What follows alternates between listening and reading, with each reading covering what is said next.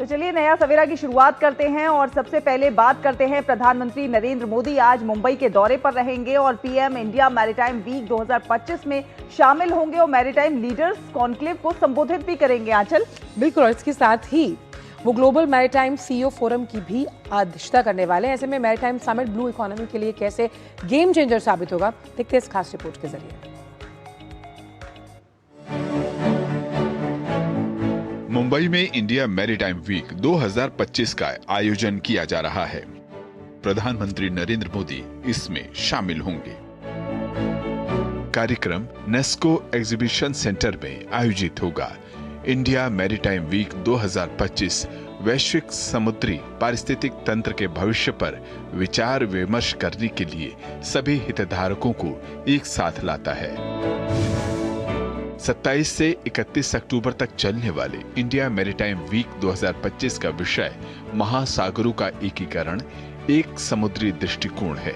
PM maritime leaders conclave को संबोधित करेंगे, साथ ही ग्लोबल मैरीटाइम सीईओ फोरम की अध्यक्षता करेंगे। इस कार्यक्रम में प्रधानमंत्री नरेंद्र मोदी की भागीदारी भारत की समुद्री अमृतकाल विजन 2047 के प्रति प्रतिबद्धता को दर्शाती है, जिसका उद्देश्य भारत को दुनिया के अग्रणी समुद्री शक्तियों में शामिल करना है।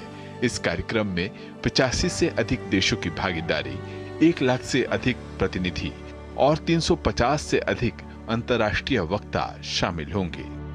इंडिया मैरीटाइम वीक नीति, व्यापार, तकनीक और लोगों को एक साथ एक मंच पर लाती है ताकि समुद्री अर्थव्यवस्था का भविष्य तय किया जा सके।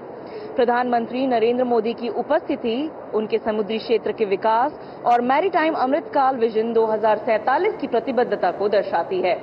कैमरा पर्सन कपिल मस्की के साथ श्यामा मिश्रा, डीडी न्यूज, मुंबई। तो मैरीटाइम लीडर्स को भी संबोधित करने वाले हैं प्रधानमंत्री। ऐसे में जब हम बंदरगाहों को सशक्त करने की बात करते हैं, पोर्टेबिलिटी कैसे ब्लू इकोनॉमी को बढ़ावा देगी, उस लिहाज से यहाँ पर मंथन किया जाएगा। कौन कौन सी वो चुनौतियाँ हैं और कैसे एक ब्लूप्रिंट खाका तैयार होगा इस पूरे क्षेत्र में, जब हम public private partnership, joint ventures और वेंचर कैपिटलिज्म को लाने की बात करते हैं। बिल्कुल, और कुछ ग्राफिक्स भी आपको दिखाते हैं और समझाते हैं कि आखिरकार मैरीटाइम कॉन्क्लेव का उद्देश्य, मकसद क्या है। तो जैसा कि हमने आपको बताया भी खबर में कि 27 से 31 अक्टूबर तक इंडिया मैरीटाइम वीक चलने वाला है। अब इसमें तमाम जो महासागर है उसका एकीकरण और एक समुद्री दृष्टिकोण पर चर्चा होगी और प्रधानमंत्री इसे संबोधित भी करेंगे आज। बिल्कुल, ग्लोबल मैरीटाइम सीईओ फोरम की अध्यक्षता करने वाले हैं प्रधानमंत्री नरेंद्र मोदी और 27 से 31 अक्टूबर तक ये मैरीटाइम वीक 2025 चलेगा। कहीं ना कहीं महासागरों का किस प्रकार से एकीकरण हो, एक समुद्री दृष्टिकोण पर चर्चा यहाँ पर देखने को मिलेगी और कहीं ना कहीं ब्लू इकोनॉमी को बढ़ावा देने में किस प्रकार से सार्थक साबित हो सकता है ये मैरीटाइम वीक, इस पर बात होगी। 27 से 31 अक्टूबर तक इंडिया मैरीटाइम वीक मनाया जा रहा है।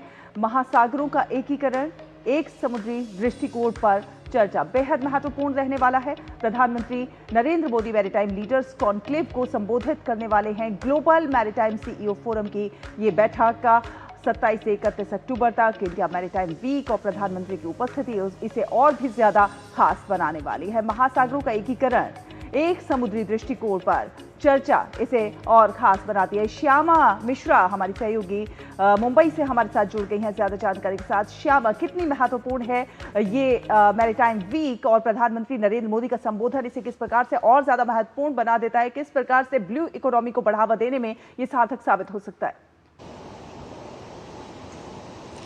देखिए शैला, ये जो मैरीटाइम वीक है IMW 2025, हम सभी जानते हैं कि किस तरीके से ये इसका भव्य आयोजन किया जाता है हर 2 साल पर। और यहाँ पर हमने ये भी देखा है कि पिछले समय में यहाँ पर मैरीटाइम अमृतकाल विजन 2047 रिलीज किया गया था। सागरमाला की जो एक महत्वपूर्ण प्रोजेक्ट है वो चल ही रही है।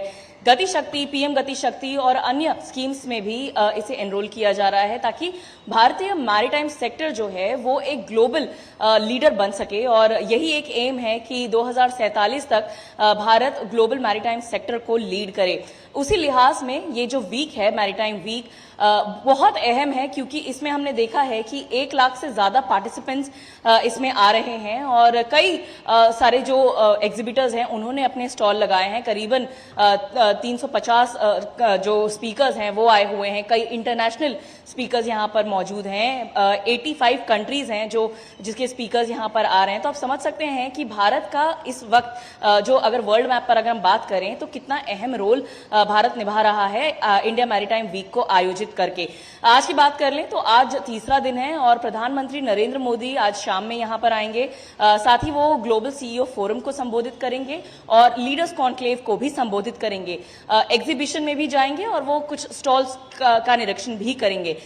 इस तरीके से अगर हम देखें तो प्रधानमंत्री पिछले समय जब उन्होंने वर्चुअली इसे संबोधित किया था और ये सारे जो बड़े प्रोजेक्ट्स उन्होंने लॉन्च कराए थे, मैरीटाइम अमृतकाल विजन 2047, इसकी प्रतिबद्धता दर्शाता है कि प्रधानमंत्री कितने इस चीज के लिए, इस बात के लिए प्रतिबद्ध हैं कि भारतीय मैरीटाइम सेक्टर जो है उसे नई ऊंचाइयों पर ले जाना बहुत ज्यादा जरूरी है।